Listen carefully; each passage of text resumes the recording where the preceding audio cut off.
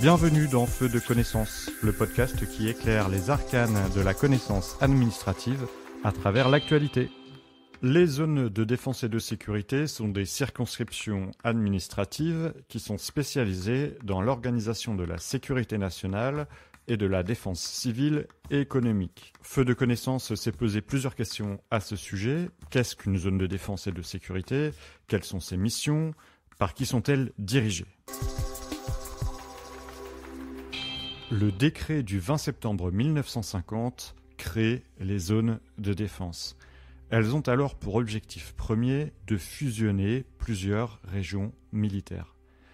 Elles deviennent zones de défense et de sécurité en 2010 avec un champ de compétences plus élargi et notamment celui de la sécurité nationale.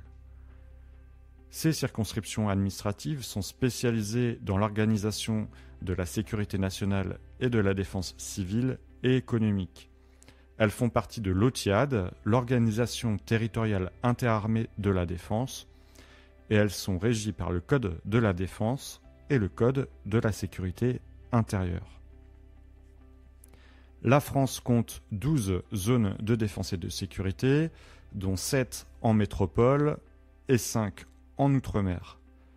La dernière délimitation a été fixée par un décret du 10 septembre 2015 et il est à noter que seul Pierre-et-Miquelon ne fait partie d'aucune zone. Alors, une zone de défense et de sécurité, c'est un échelon territorial qui est voué à 3 missions principales.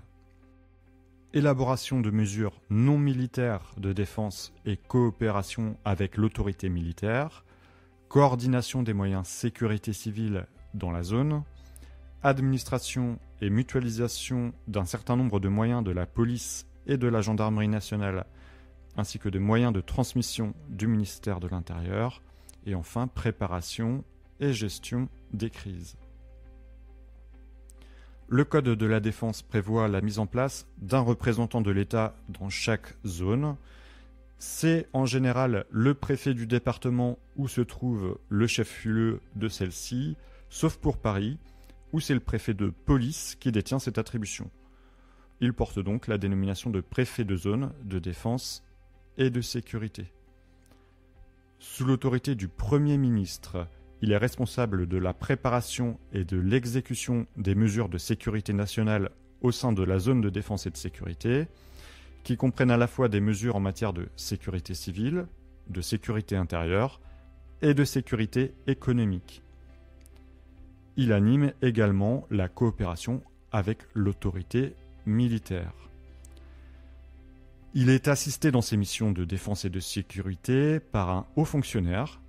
Il porte le nom de préfet délégué pour la défense et la sécurité. Il porte également le nom de secrétaire général de zone de défense et de sécurité dans les zones de Paris et Sud.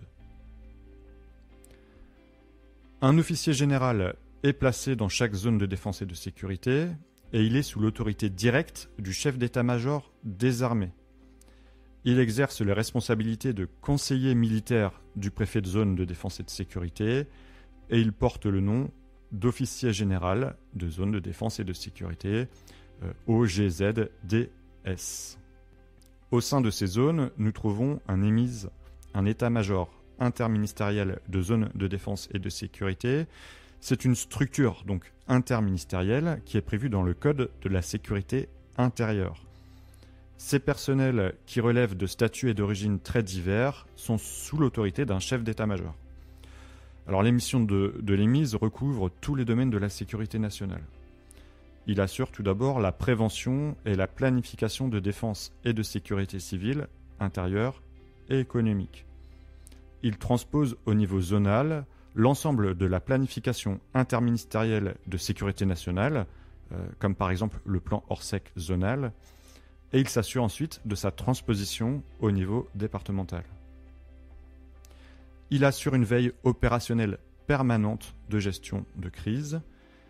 Il met en œuvre des mesures de coordination et d'information routière. Il assure une coordination interdépartementale lors des événements opérationnels qui impactent plusieurs départements. Et il lui envoie également des renforts zonaux ou nationaux demandés, comme par exemple les colonnes feux de forêt. Un chef d'état-major interministériel de zone, le CEMIZ, le dirige. Et nous retrouvons dans cet EMIS le COZ, le centre opérationnel de zone, qui lui est chargé de recueillir, d'analyser et de diffuser en permanence l'information de sécurité nationale au préfet de la zone de défense et de sécurité, ainsi qu'au ministère de l'Intérieur. Il coordonne en permanence l'ensemble des moyens de sa zone de défense et de sécurité. Chaque zone de défense et de sécurité comprend également un comité interarmé de zone de défense, dont l'organisation est fixée par l'arrêté du 4 avril 2001.